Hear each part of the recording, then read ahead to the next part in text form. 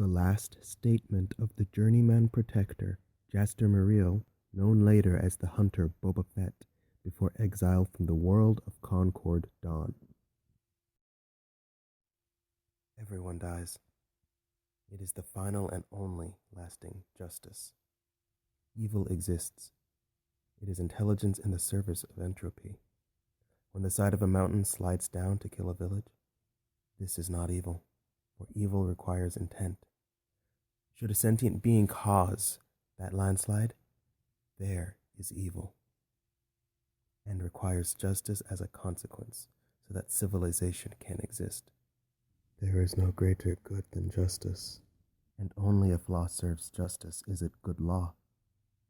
It is said correctly that law exists not for the just, but for the unjust. For the just carry the law in their hearts, and do not need to call it from afar. I bow to no one, and I give service only for cause. Jaster Muriel. Journeyman protector Muriel sat in his cell, in chains, with early morning sunshine streaking through a tall and narrow barred window high on the cell's wall. His ankles were chained together so that he could not walk. Another chain encircled his waist, and his wrists were linked to that. He was young, and he did not rise when the Pleader entered his cell. He could see that the discourtesy displeased the older man. The Pleader, Ivan Creel, seated himself on the bench facing Muriel. He wasted no time on courtesies himself. How will you plead? Muriel had been stripped of the uniform of the journeyman protector. He was an ugly young man who wore his prison grays with dignity, as though they were themselves a uniform, and he took his time answering, looking the Pleader over, examining him, as though the Pleader thought with a flash of annoyance it was Ivan Creel facing a trial today, and not this arrogant young murderer. You're Ivan Creel? He said finally. I've heard of you. You're rather famous. Creel said stiffly. No one once had said you were not treated fairly. An unpleasant grin touched the young man's lips. You'll plead me unrepentant. Creel stared at him. Do you understand the seriousness of this, boy? You killed a man. He had it coming. They'll exile you, Jaster Muriel. They'll exile you to... I could always go join the Imperial Academy, Muriel said. If I got exiled, I'd expect I'd make a good stormtrooper. Creel overrode him. And they may execute you if you anger them sufficiently. Is it such a hard thing to say you're sorry for having taken a life unjustly? I am sorry, said Muriel. Sorry I didn't kill him a year ago. The galaxy is a better place without him. Pleader Creel studied the boy and nodded slowly. You've chosen your plea. Well enough. You can change it at any time before I make the plea, if you wish. Think on it. I urge you. You'll face prison or exile for the murder of another protector, for all the man was a disgrace to the uniform. You had no business killing him, though. But your arrogance is likely to see you executed yourself, Jaster Muriel, before this day is done. You can't love life too much, Pleader. The ugly young man smiled, an empty, meaningless movement of the lips, and the Pleader Ivan Creel found himself remembering that smile at odd moments for the rest of his life. Everyone dies. Years passed. The target was young, younger than the man who had taken the name of Fett, and had been led to believe, indeed, tonight's target was not long out of his teens. In itself, that was not a problem. Fett had collected children many years younger than that. Among his earliest collections, not long after leaving the stormtroopers, had been a boy of barely 14 standard years. The boy had dishonored the daughter of a wealthy businessman who had, even in Fett's wide experience, A rather remarkable, vindictive turn. Most fathers, Fett knew, on most planets, would not have killed a boy for such behavior. Indeed, most bounty hunters would have turned down such a job.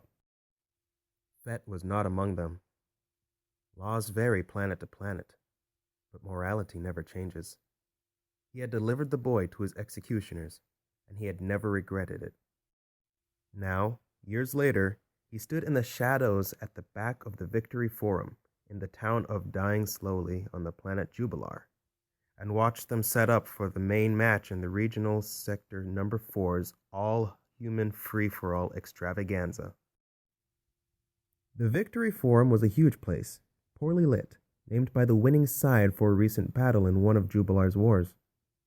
The Forum had another name not too long ago and would, in Fett's estimation, have another name again soon. The current war was not going well. Jubilar was used as a penal colony by half a dozen worlds in the near-stellar neighborhood. Which army a convict ended up in depended on which spaceport he was evicted at. The Forum's seat sloped down toward the five-sided ring, 200 rows of rising seats separating Fett from the ring itself and the fighting. The audience was still arriving only minutes before the main bout, and the Forum was only half full, an audience of some 20,000, mostly men, filling the seats. Fett was in no hurry. He focused his helmet's macro binoculars on the ring and the area immediately about it, and prepared to wait through the fight. Young Han Solo watched the ring attendant, a Bith, hosing the blood from the previous bout of the ring, and wondered how he'd gotten himself into such a mess. Well, not wondering exactly. That wasn't accurate, since actually he remembered the events with a certain painful clarity. Wondering how he had been stupid enough to get himself into the current mess was more like it. Han stood at the tunnel with the other 3 fighters, watching the blood get cleaned off the mat he would shortly be standing on, fighting on, and swore to himself that if he got out of the current mess with his skin still holding his insides inside, he'd learn to deal seconds so well that no one would ever catch him at it. Anyway, how was a traveling young man supposed to know that cheating at cards was a felony in some jerk backwaters? A felony, Han muttered aloud. He glanced over, and up some more, at the fighter standing next to him. What'd you get sent to Jubilar for? The man looked down a considerable distance at Han and said slowly, I killed some people. Han looked away. Right. Me too. He lied after a moment. I killed lots of people. The heavily armed ring attendant, standing behind the 4 of them, growled, Shut up! A movement, out of the corner of his eye, caught Han's attention. He leaned forward slightly and looked off to the right. A fellow in gray combat armor of some sort. He appeared to be watching the ring. Boba Fett was not watching the ring.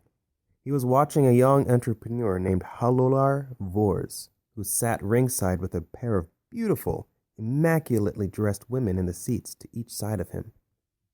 A young entrepreneur who was going to be dead before he had the opportunity to sample the charms of either of them.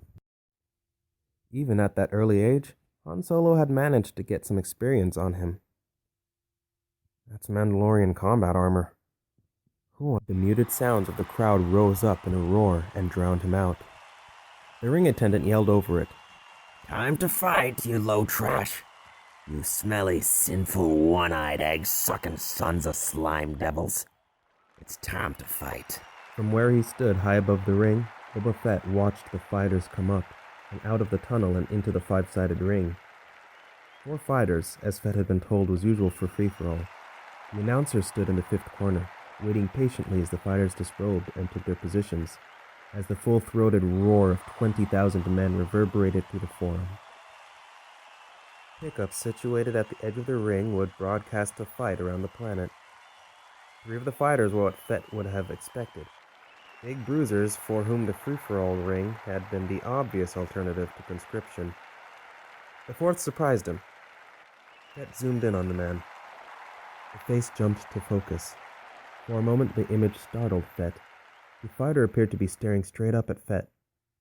He zoomed the macro binoculars out to a wider viewing angle, and, interestingly enough, the impression was accurate. The fellow was staring at him. The young fighter disrobed slowly, staring up past the ring lights in the gloom, at the spot where Fett stood, as the other fighters limbered up in their corners. The man was young, no older, in all likelihood, than Fett's target tonight. Bad night, Thought Fett. to be young and quick and full of promise. The announcer moved out into the center of the ring and raised his hands, palms out. His voice echoed across the forum and the watching audience. This is the final elimination. These are the rules. No eye gouges. No blows to the throat or the groin. No intentional deaths. There are no other rules. He paused, and the audience's cheer rose to a frenzied pitch as his voice boomed out.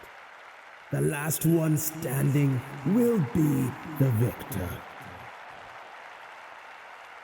The announcer climbed out of the ring, and despite himself, watching the fighters, the youngster in particular, standing there alone and brave and scared. Despite himself, Fett found his pulse quickening as, with the rest of the crowd, he waited for the dropping flag that would signal the bout's beginning. There were moments when Fett appreciated life. He was hardly an old man himself, and there were nights like these, when it was good. And behind the helmet, Fett grinned at the thought as it came to him, when it was good to be young and quick and full of promise. The dark blue match flag fluttered down from the rafters and into the ring. The three bruisers moved in on the young fighter.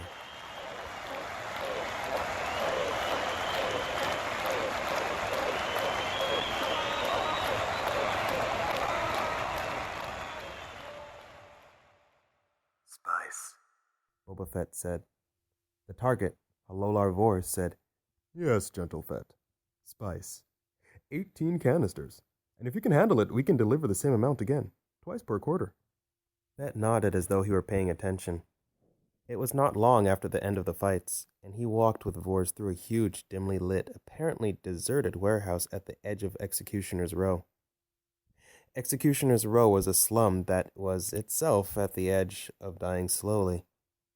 Fett wasn't impressed with the imagination they showed on Jubilar, but he had to concede they displayed a certain consistency. Vors had traded the two women for a pair of conspicuously armed bodyguards. The bodyguards trailed behind them. the spice trade in this sector has been controlled by the Hutts for a long time, Fett observed. Where did you find an independent source? Vors smiled at Fett. Fett, staring straight ahead, watched the smile in the heads-up tactical display in his helmet. The tac display gave him a 360-degree view of his surroundings. Fett wondered whether Vors knew that, or if he was just smiling for the practice of it. It was a handsome smile, Fett had to admit. The Mandalorian armor itself bothered people, but Fett had found that it bothered people more when he did not look at them while speaking, as if they thought he could not see what was going on around him so much better. Vors did not seem, to Fett, the sort who would know much about the capabilities of Mandalorian battle armor.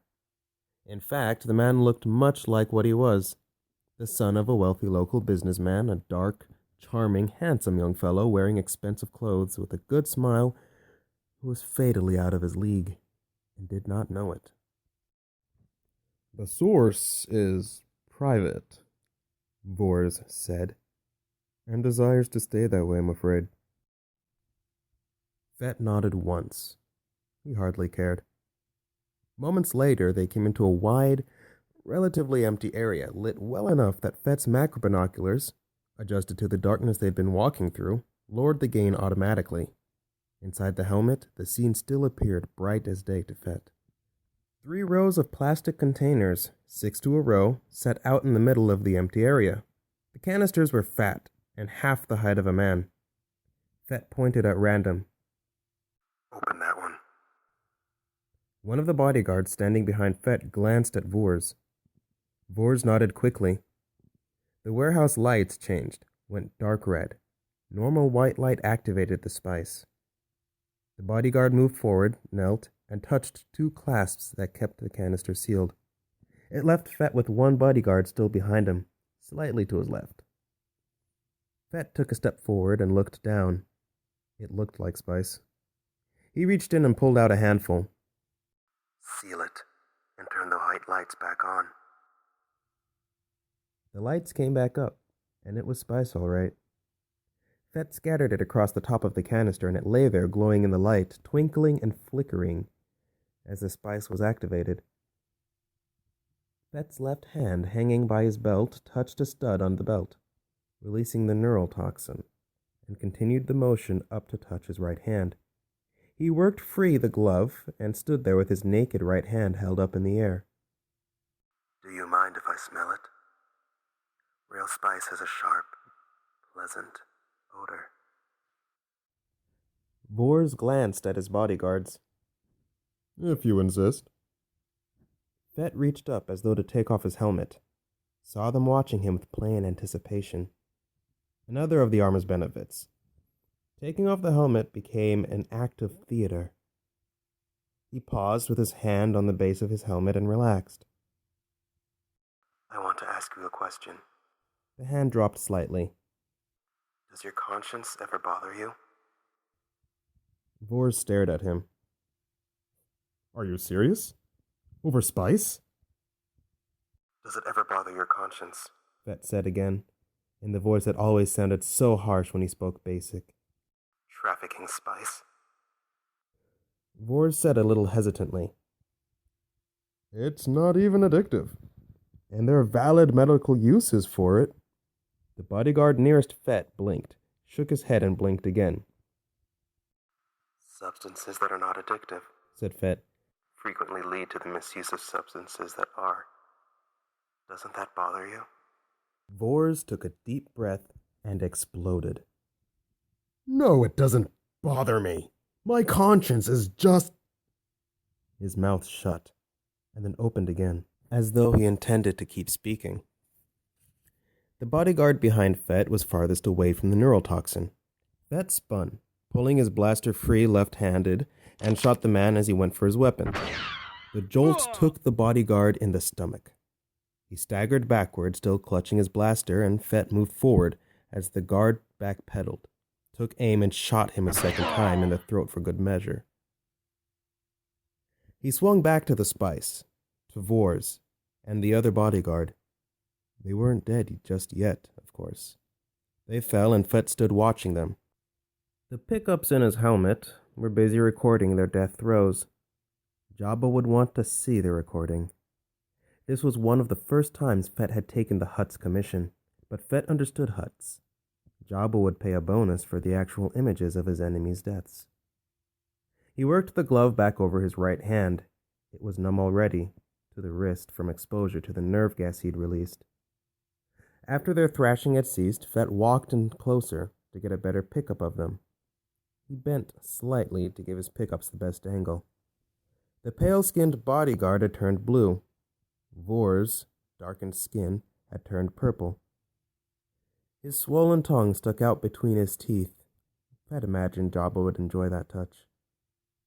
After a bit, Fett straightened and stepped backward, getting a good dozen paces between himself and the 18 canisters of spice. He unslung his flamethrower, lit the flame, and played it over the plastic drums for what seemed to him a long time. The Hutt had not paid him to burn the spice, but Jabba had not paid him not to either. And there were things worth doing for free.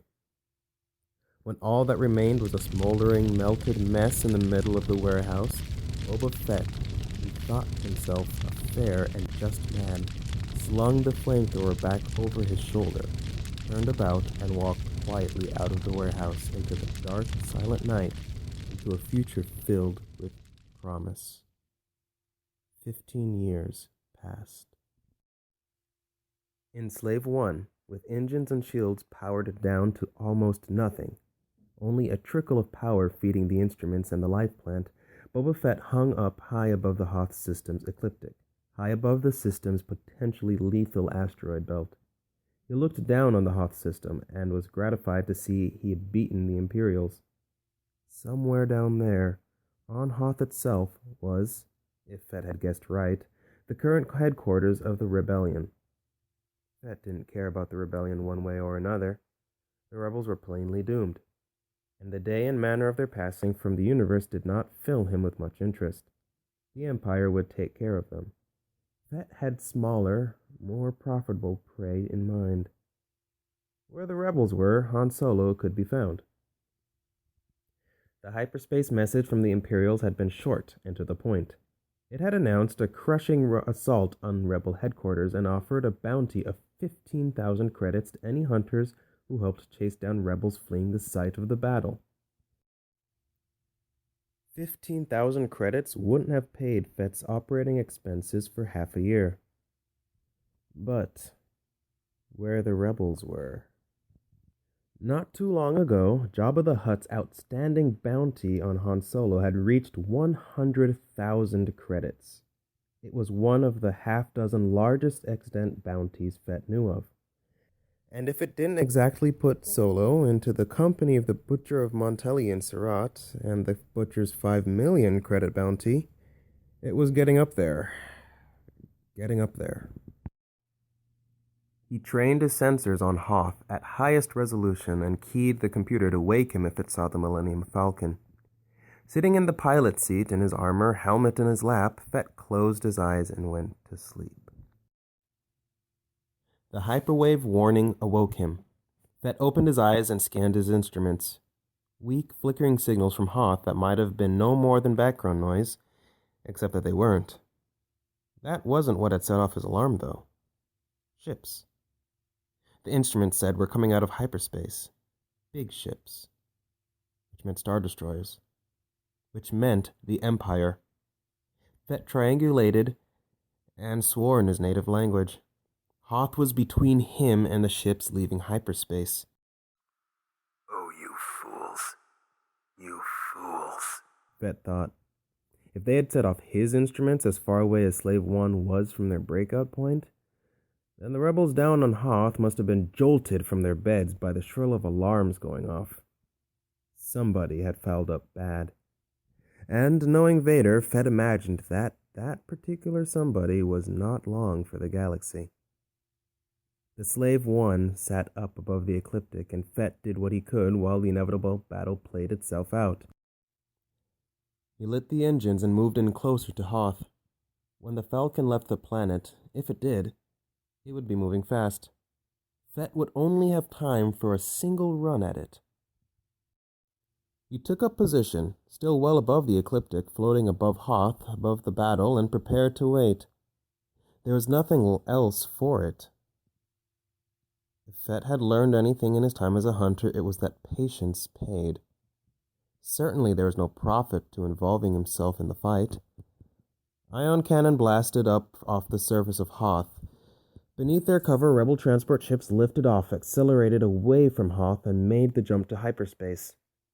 At this distance, even with the image enhancement, Fett's sensors could do no more than eke out the barest details of ship size and shape. But that little was enough. None of the ships leaving Hoth were the Millennium Falcon. The shape of that ship was burned into Fett's brain. A wave of transport ships. A wave of fighters. Another wave of transport ships. Another. The ion cannon on the planet's surface were firing more infrequently now. The Imperials must have been having some success at taking the emplacements out. Fett waited, fighting back his impatience. The transports were away, occasional freighters still slipping in the Imperial line and jumping to hyperspace. But still no Falcon. There. That was the Falcon. Or it was an hallucination. Fett's fingers danced across the controls, and the Slave One lit its engines to give chase. The computer calculated trajectories, and Fett did half a dozen things at once. readied the tractor beam, fed the power to the 4 deflectors, and threw up the Falcon's projected trajectory and ran an intersect for the Slave One. Fett swore aloud for the second time in a single day. He wasn't going to catch them. The Slave One streaked through space high above Hoth's system, at the ship's greatest acceleration, but there was no time, and the trajectories showed it plainly. Hoth was a cold world, far from its sun, and the gravity gradient this far out was smaller than usual for a world habitable by humans. The Falcon was going to jump to hyperspace practically any moment. Any moment now. She was being chased by a Star Destroyer and what looked like an entire complement of TIE fighters. And, remember the basics. And basic number 1 was no bounty is worth dying for. The Star Destroyer and the TIE fighters were directing a withering fire upon the Millennium Falcon, laser light washing over the ship again and again, and if Fett got too close enough to grapple, he would be close enough to take the brunt of that fire. Any moment now. And something was wrong. The Falcon wasn't jumping. Fett double-checked the trajectory on his computer that had run for the Falcon. And the trajectory was correct. The gravimetrics were correct. The vectors were correct. The Falcon should have jumped by now. Something's wrong with their hyperdrive, Fett thought. And a moment later, he knew himself correct. The Falcon veered off, heading straight into the Hoth system asteroid belt. Fett cut his engines and simply watched as the Millennium Falcon dove into the belt. Solo was desperate. Fett wasn't. Not nearly desperate enough to take the Slave One in among those tumbling mountains of stone and iron. The 100,000 credits could wait for another day. You can't spend money when you're dead. Fett leaned forward slightly in his seat, thinking to himself that it had really been quite a remarkable day for Imperial stupidity. The TIE fighters were going in after them. Fett sat back in his seat, shaking his head. Plainly, none of these people knew the first thing about cost analysis. After a long, blank moment, he turned his sensors back in system and picked out the unmistakable shape of Darth Vader's Super Star Destroyer, Executor. He hailed it, received confirmation, and charted a course. They took him to see Lord Vader. Vader stood at the bridge, watching the remnants of the battle. Stars glittered and asteroids tumbled across the black sky beyond him. Vader did not look at Fett, and wasted no words in greeting, and as always, the deep voice seemed more the work of a machine than a man. How did you know? Fett glanced around before replying. The bridge crew was so busy at its duties, or busy appearing to be busy at its duties, that none of them even looked at him as he was brought in. And as usual, Fett found himself touched by a certain grudging admiration for Vader's leadership. Your people told me. Fett said after a moment.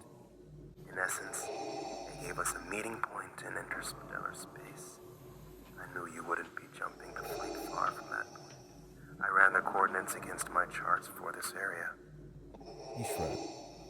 One planet's too hot, another too cold, a third just right, but already inhabited by Lando Calrissian's mining colony.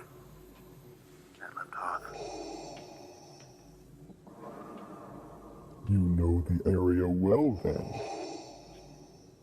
Fett did not think. Vader expected a response. He offered none. Vader, still without looking at him, nodded as though he had. The other hunters will be here shortly. I will brief you all when they arrive.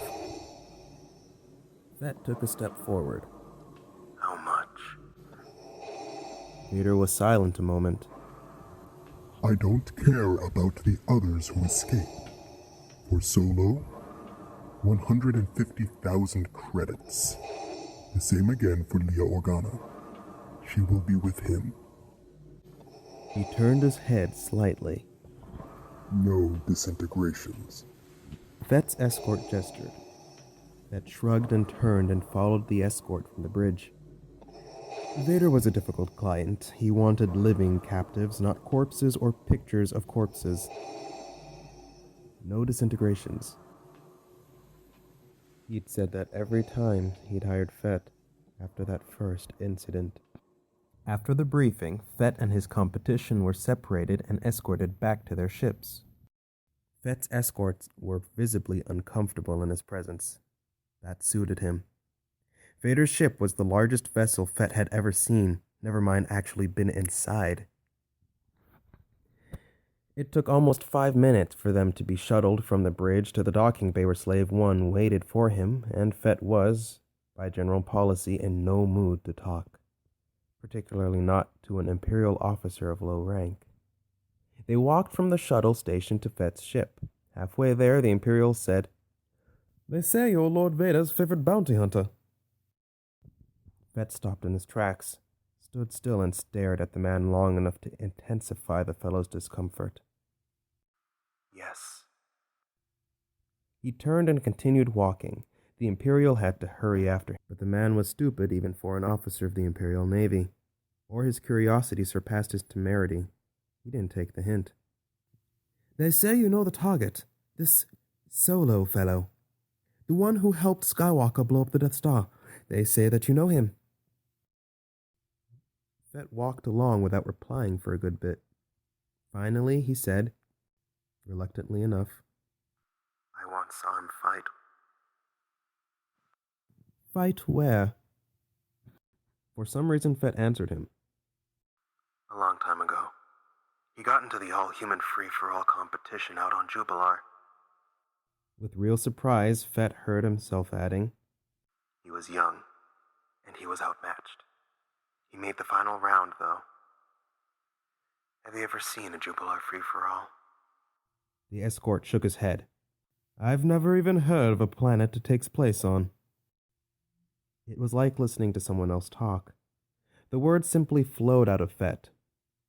They put 4 fighters together in a ring. Usually the same species, to make it fairer. A quick smile touched Fett's features as he thought about those fights. It was the first time Boba Fett had smiled in years, and he did not notice it happening. Fairer. He repeated. Usually 3 of them start by ganging up on the one they think is the weakest, which in this case would have been Solo. He was young. I told you that.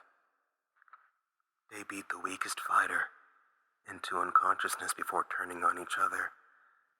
And the last one standing is the victor. They beat him unconscious.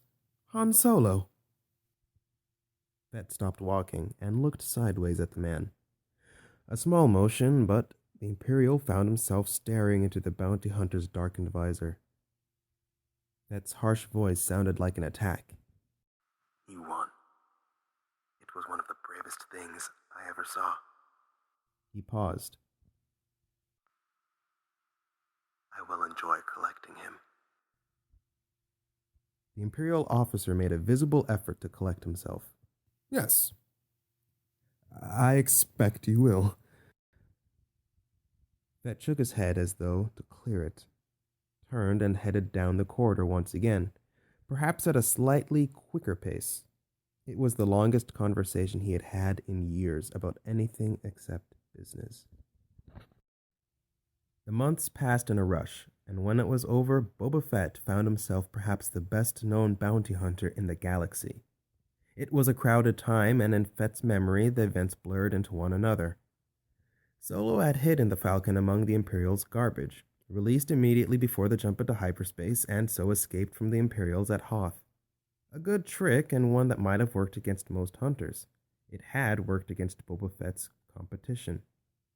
But Boba Fett had been fooled by that trick before once. By now he had been in his line of work longer than most, and there were few enough ploys he hadn't seen once or twice, or a dozen times. There was only one place they could be going. One place close enough for them to reach with their main hyperdrive disabled. Fett jumped for Cloud City, and there Lando Calrissian made a deal that delivered Solo to Fett. With Han Solo as cargo, frozen in carbonite, Fett started for Tatooine. There, for the sculpture of Han Solo and a few months of Fett's time, Not to mention a number of inconveniences on the way, Jabba the Hutt paid not 100,000 credits, but 250,000. And not too long after that, the rescuers started arriving. Leia Organa, pretending to be a bounty hunter, arrived with Chewbacca in tow. She succeeded in releasing Solo from the carbonite. For the very death of him, Fett could not imagine what she had in mind. Whatever it was, it did not work. The Hutt put Solo down in the dungeon with Chewbacca and intended to execute them in the near future. Leia Organa spent her days in chains at the foot of Jabba's throne room. Fett lay on the bed in his darkened quarters deep inside Jabba's palace, wearing his armor, staring up into the darkness. His helmet was balanced on his stomach, and cool air from the ventilators washed across him in rhythmic gusts. A heavy pounding sounded at his door. Fett sat up, donning his helmet and lifting his assault rifle. The movements were so automatic he did not even have to think about them. He threw the bolt on the door, took several steps backward, and aimed the rifle. He did not turn on the room lights. Come in. The door swung open with a reluctant creak. A pair of Gamorrean guards stood out in the passageway. Fett leveled his rifle at them. What do you want? One of the guards stepped to the side, and a form, a human, was shoved into the room. Fett's finger tightened reflexively on the trigger, but he held his fire. From Jabba. The near guard grunted. Enjoy her.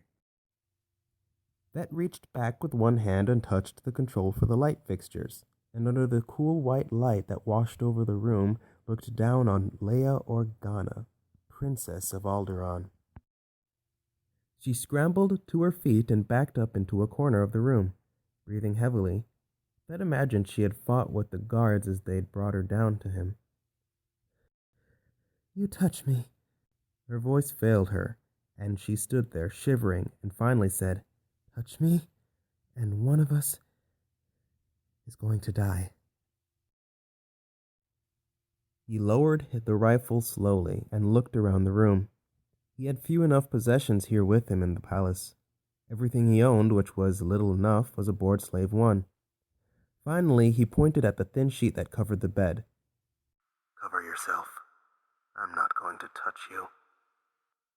Organa moved slightly to the side, leaned over and grabbed the sheet and wrapped it around herself, and the brief costume Jabba had allowed her, and backed up again into the corner of the room that left her farthest from Fett. "You're not?" Fett shook his head. He sat down in the corner facing hers, moving carefully, and propped his rifle across his knees. He had to move carefully. His knees had been getting worse in recent years. Sex between those who are not married, said Fett. is immoral. "Yeah," said Organa. "So's rape."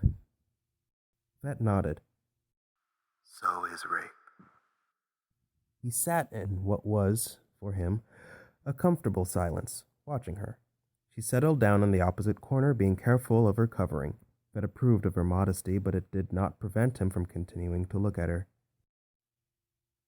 He had never so much as held a woman in his arms, Boba Fett, and the desire for a woman came to him less frequently with the passage of these years.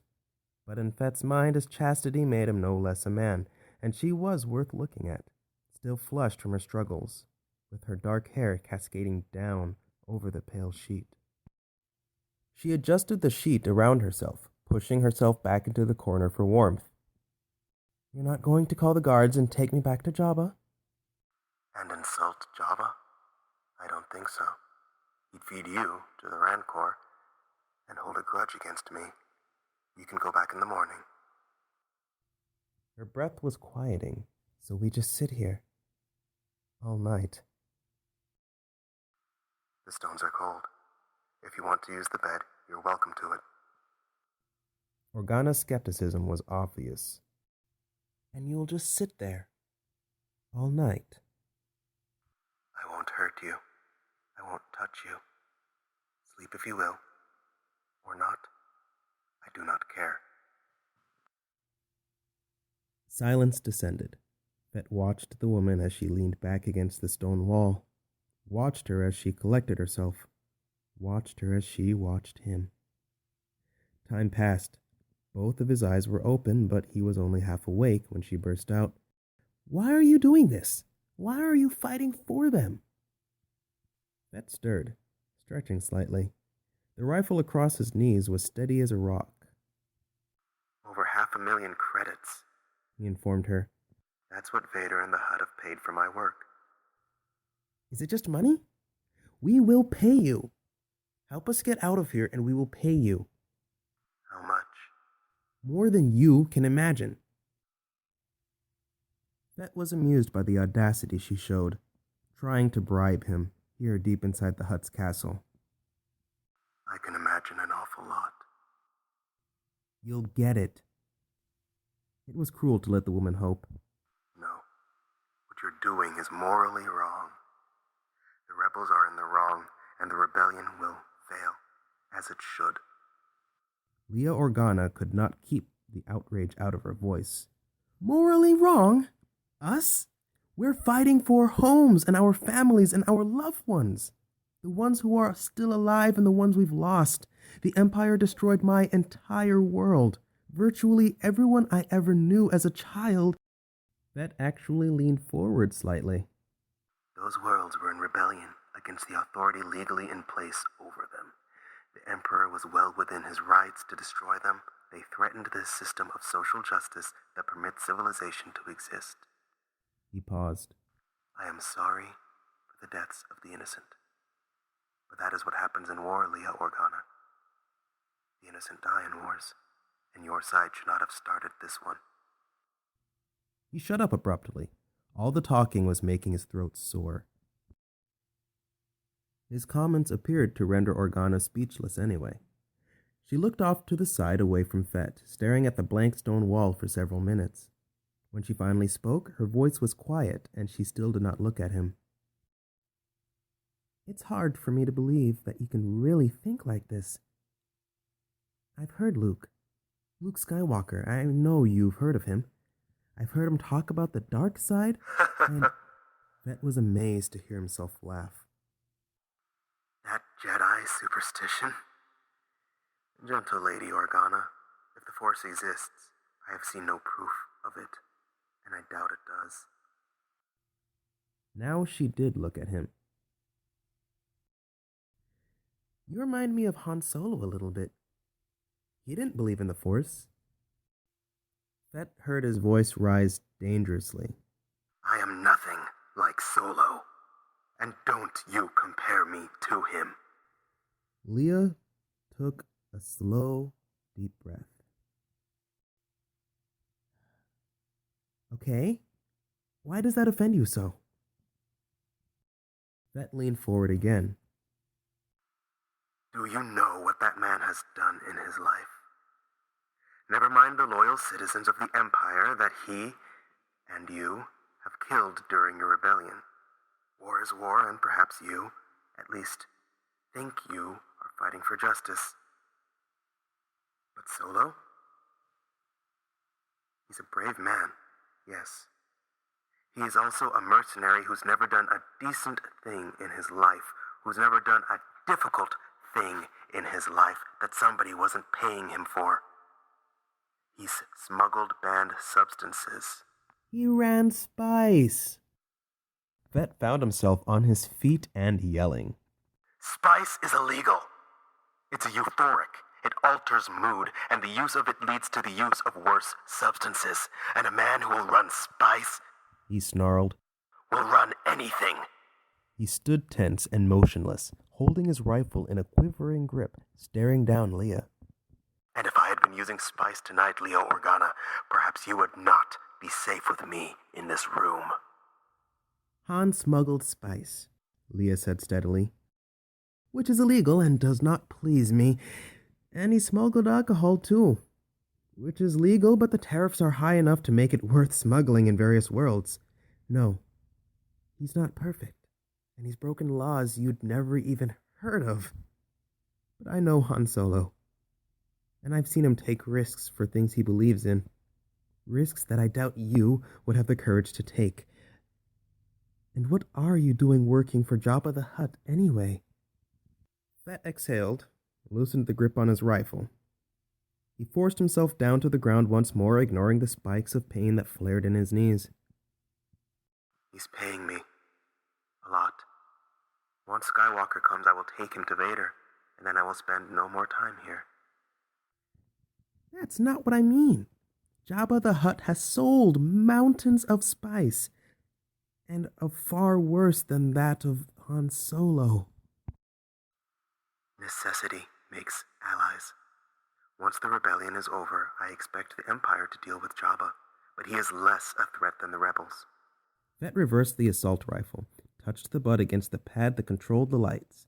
His macro binoculars compensated almost immediately as the darkness fell on them. She sprang into his vision by the light of her body heat. I'm going to sleep. My throat is sore. There was a moment of silence. Luke Skywalker, Leia said out of the darkness, is going to come and kill you. Everyone dies, Fett agreed. but since nobody's paid me to kill you, sleep well. He slept with his eyes open inside the helmet. The Jedi, if he were one, came a day later. Luke Skywalker was his name, and he'd killed Jabba's Rancor, and Jabba put him down in the dungeon in a cell near Solo and Chewbacca.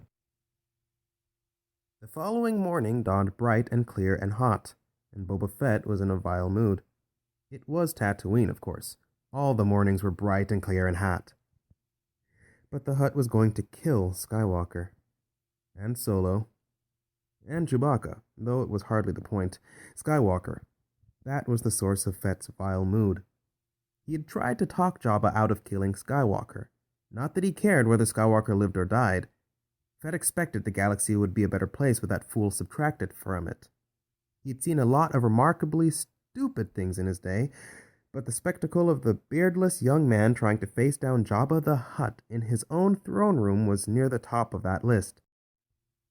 But though Boba Fett had argued with him for more than was wise, perhaps, Jabba was not behaving like the Jabba whom Fett had known all these years. The point was that Darth Vader would pay for the fool. The Emperor would pay for him. The largest posted bounty Fett knew of in the galaxy was 5 million credits, but Fett was certain that Luke Skywalker would bring more. Jabba didn't want to hear about it. He wasn't willing to share the bounty. He wasn't willing to take the bounty himself and pay Fett as a go-between with Vader. His pet Rancor had died, and Skywalker was going to die for it. Some days, Fett was convinced he was the only sane business person left in the entire galaxy. It galled him. He planned out scenario after scenario. None of them tempted him. He thought about kidnapping Skywalker out of the hands of Jabba. But time was short and Jabba's security was good. Even for millions of credits, the risk was too high. And so he walked around the outside of the sail barge's upper deck with uncharacteristic nervous energy the morning after Skywalker's arrival, the morning that Skywalker and Solo and Chewbacca were to be executed, trying to decide what he was going to do next as the sail barge headed out to the great pit of Carkoon, taking the condemned to their deaths. It came to him as something of a surprise that he had hoped Solo died well. Years previously, Fett had seen Jabba drop 6 of his own guards into the great pit of Carkoon, allegedly for conspiring against him. He had offered them a chance to grovel for their lives. 2 of them had, and Jabba, of course, had fed them to the Sarlacc anyway. He knew Chewbacca wouldn't beg. He hoped Solo wouldn't. Maybe Skywalker would beg for his life. That wouldn't be so bad. Fett stood at the bow and watched the sand disappear beneath him. This far out into the desert, there was nothing but desert all around them. Sand. Drifts and dunes as far as the eye could see. Fett wondered, in passing, who had probably killed more people, himself or the Hutt. Probably the Hutt if you counted his spice trade. Probably himself, Fett thought, if you only counted death by your own hands. Eventually the great pit of Carkoon came into view. Boba Fett, his mood improved not in the slightest, abandoned the upper deck and went down to the viewing area to watch with the others as justice was rendered. And who knew how many millions of credits were wasted? The day had started badly, and it got worse. Before it was over, the sail barge was a flaming wreck, Jabba the Hutt was dead, and Boba Fett was down in the great pit of Carcoon being digested by the Sarlacc. Oh, he got out. As far as Fett knew, he was the only person who had ever escaped the Sarlacc. But by the time he got out and was healed again, or as healed of that experience as he could ever get, great events had transpired, and the galaxy had become something Fett would never have believed possible.